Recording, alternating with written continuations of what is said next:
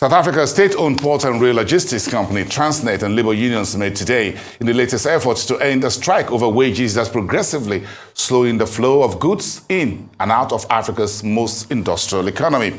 The strike action started on the 6th of October and has been severely reduced staff at key ports that export iron ore and coal from South African mines and is now extending to other northern products such as agriculture. I'm just going down straight now to Cape Town to talk to Peter Major, who is mining investment analyst, fund manager, and a director at Emergence Corporate Solutions. Thank you so much. Nice having you here tonight, Peter, and thanks for sticking around for us on this. What is the outcome? Do you have any idea what the outcome is of today's meeting between Transnet and the management and the port workers? Thank you, Bosan. Today did not end very well. There was no common meeting of the mines. They haven't even fully agreed on picketing regulations, how close they can get to each of the offices or the operations to picket.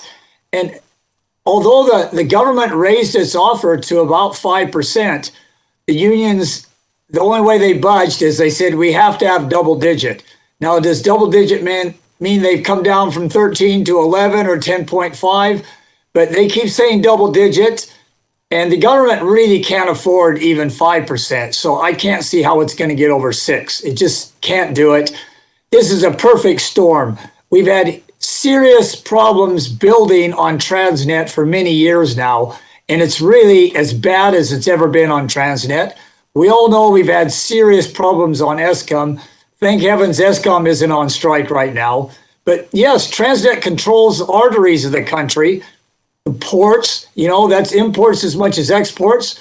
And we talk about the farmers. When you got citrus, it's got a very short shelf life, a very short transport life. So this strike's got to be resolved quickly.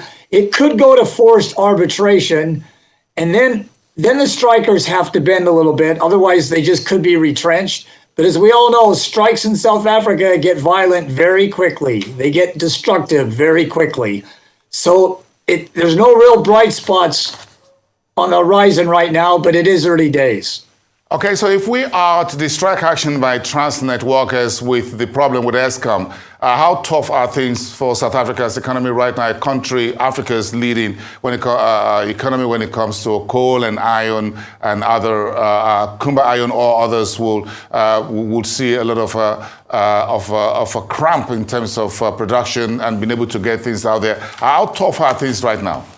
What's your outlook? Bosan, the outlook without the strike was very scary. Our coal lines and port can handle 75 million tons of export coal. And I don't even think we did 56, 57 million tons last year. We're looking at doing 52 million tons this year, from a capacity of 75 down to 52. And that was before the strike. So if this strike goes on more than a week or two, we'll be lucky to get 50 million tons of coal.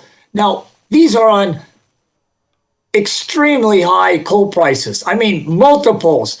We're talking $300, $350 a ton for coal. Usually we're lucky to get $80, $90. So we're losing $6 billion even before the strike just on coal. And iron ore has a very similar story. Iron ore is probably losing $5 or $6 billion that they could get if they could just get the rock to the port. And they can't do that with the Transnet. And again, this is before the strike.